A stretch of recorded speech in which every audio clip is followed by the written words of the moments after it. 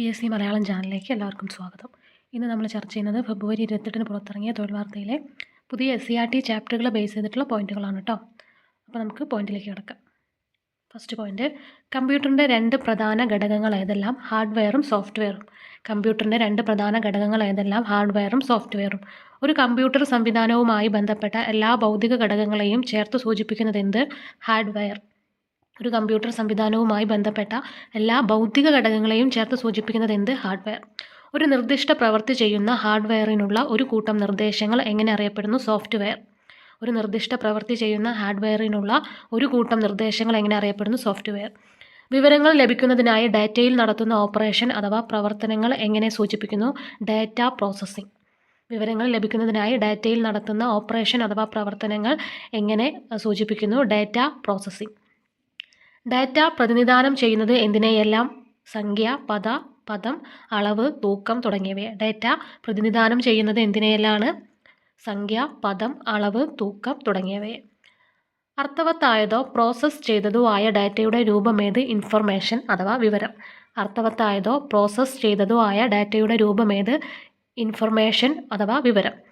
Data processing എത്ര ഘട്ടങ്ങളിലൂടെ കടന്നു പോകുന്നു? 6 കേട്ടോ. ഡാറ്റ പ്രോസസ്സിംഗ് എത്ര ഘട്ടങ്ങളിലൂടെ കടന്നു പോകുന്നുണ്ട്? 6 ഘട്ടങ്ങളിലൂടെ. ഡാറ്റ പ്രോസസ്സിങ്ങിൻ്റെ 6 ഘട്ടങ്ങൾ ഏതെല്ലാമാണ്? 1. ഡാറ്റ ശേഖരണം, ഡാറ്റയെ ഇൻപുട്ട് ചെയ്യൽ, ഡാറ്റ സംഭരണം അഥവാ സമാഹരിക്കൽ, പ്രോസസ്സിംഗ് അഥവാ ഡാറ്റ കൈകാര്യം ചെയ്യൽ, വിവരം ഔട്ട്പുട്ട് ചെയ്യൽ, വിവരം വിതരണം ചെയ്യൽ. അപ്പോൾ ഡാറ്റ പ്രോസസ്സിങ്ങിൻ്റെ 6 ഘടകങ്ങൾ ഏതെല്ലാമാണ്? ഡാറ്റ ശേഖരണം, ഡാറ്റയെ ഇൻപുട്ട് ചെയ്യൽ, ഡാറ്റ സംഭരണം അഥവാ സമാഹരിക്കൽ, പ്രോസസ്സിംഗ് അഥവാ ഡാറ്റ കൈകാര്യം ചെയ്യൽ, വിവരം ഔട്ട്പുട്ട് ചെയ്യൽ, വിവരം വിതരണം ചെയ്യൽ. ഉറവിട രേഖകൾ അഥവാ സോഴ്സ് ഡോക്യുമെൻ്റ് എന്നറിയപ്പെടുന്ന ഒരു ഫോം ഡാറ്റ കൃത്യമായി ശേഖരിച്ച് ക്രമീകരിക്കാൻ ഉപയോഗിക്കുന്ന ഡാറ്റ പ്രോസസ്സിങ്ങിൻ്റെ ആദ്യഘട്ടം ഏത്? ഡാറ്റ ശേഖരണം.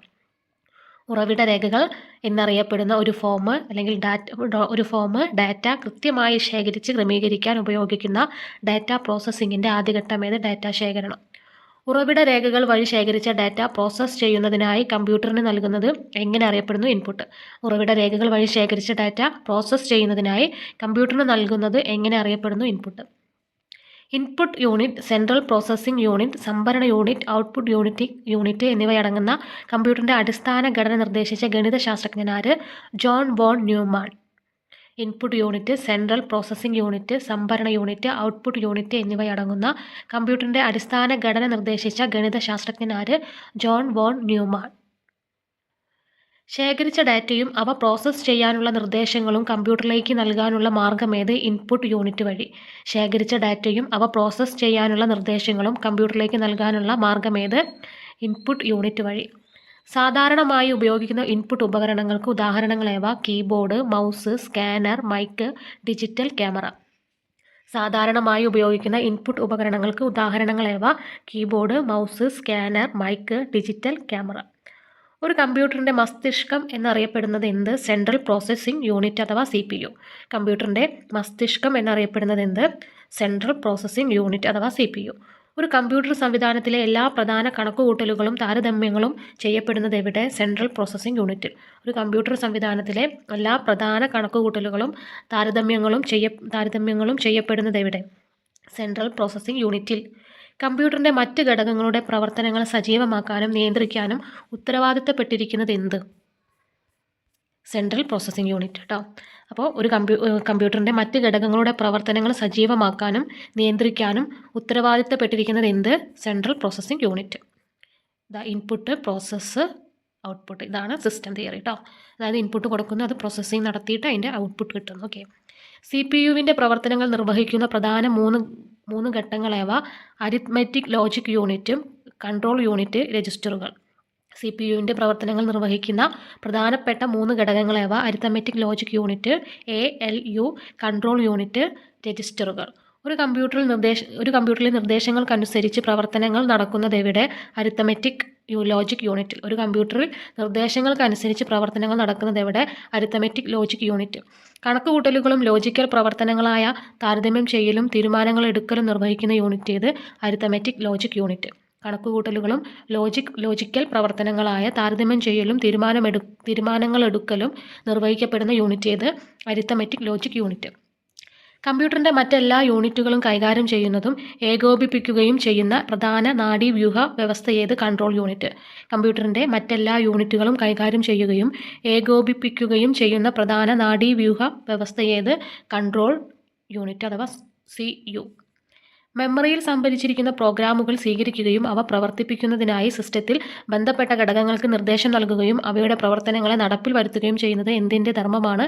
കൺട്രോൾ യൂണിറ്റിൻ്റെ. മെമ്മറിയിൽ സംഭരിച്ചിരിക്കുന്ന പ്രോഗ്രാമുകൾ സ്വീകരിക്കുകയും അവ പ്രവർത്തിപ്പിക്കുന്നതിനായി സിസ്റ്റത്തിൽ ബന്ധപ്പെട്ട ഘടകങ്ങൾക്ക് നിർദ്ദേശം നൽകുകയും അവയുടെ പ്രവർത്തനങ്ങളെ നടപ്പിൽ വരുത്തുകയും ചെയ്യുന്നത് എന്തിൻ്റെ ധർമ്മമാണ്? കൺട്രോൾ യൂണിറ്റിൻ്റെ. CPU-വിൻ്റെ പ്രവർത്തനങ്ങൾ സുഗമമാക്കുന്ന താൽക്കാലിക സംഭരണ ഘടകങ്ങളേവ? രജിസ്റ്ററുകൾ. CPU-വിൻ്റെ പ്രവർത്തനങ്ങൾ സുഗമമാക്കുന്ന താൽക്കാലിക സംഭരണ ഘടകങ്ങളേവ? രജിസ്റ്ററുകൾ. കമ്പ്യൂട്ടറിലെ 2 തരത്തിലുള്ള സംഭരണ യൂണിറ്റുകൾ ഏതെല്ലാം? പ്രാഥമിക സംഭരണം, ദ്വിതീയ സംഭരണം. കമ്പ്യൂട്ടറിലെ 2 തരത്തിലുള്ള സംഭരണ യൂണിറ്റുകൾ ഏതെല്ലാം? പ്രാഥമിക സംഭരണം, ദ്വിതീയ സംഭരണം. പ്രധാന മെമ്മറി അഥവാ മെയിൻ മെമ്മറി എന്നറിയപ്പെടുന്നത് പ്രാഥമിക സംഭരണമാണ്. പ്രധാന മെമ്മറി അഥവാ മെയിൻ മെമ്മറി എന്നറിയപ്പെടുന്നത് പ്രാഥമിക സംഭരണം.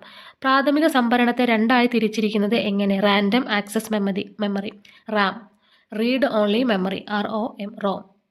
പ്രാഥമിക സംഭരണത്തെ 2ആയി തിരിച്ചിരിക്കുന്നത് എങ്ങനെ? റാൻഡം ആക്സസ് മെമ്മറി റാം എന്നും റീഡ് ഓൺലി മെമ്മറി ROM എന്നും പറയുന്നു. അസ്ഥിര മെമ്മറിക്ക് ഉദാഹരണം ഏത്? റാം. അപ്പോൾ അസ്ഥിര മെമ്മറിക്ക് ഉദാഹരണമാണ് ഏത്? റാം. ഓക്കെ, അപ്പോൾ ഇത്രയും പോയിന്റുകളാണ് ഇന്നത്തെ വീഡിയോയിൽ നമ്മൾ ഉൾപ്പെടുത്തുന്നത്. അപ്പോൾ ഈ വീഡിയോൻ്റെ മറ്റു പോയിന്റുകൾ, ബാക്കിയുള്ള പോയിന്റുകൾ നമ്മൾ അടുത്ത വീഡിയോ പാർട്ട് 2 ആയിട്ട് നമ്മൾ ഉൾപ്പെടുത്തുന്നതായിരിക്കും. അപ്പോൾ നിങ്ങൾക്ക് വീഡിയോ ഇഷ്ടപ്പെട്ടാൽ ലൈക്ക് ചെയ്യുക, ഷെയർ ചെയ്യുക, സബ്സ്ക്രൈബ് ചെയ്യുക. മാത്രമല്ല നിങ്ങളുടെ അഭിപ്രായങ്ങളും നിർദ്ദേശങ്ങളും കൂടി അറിയിക്കുക. താങ്ക്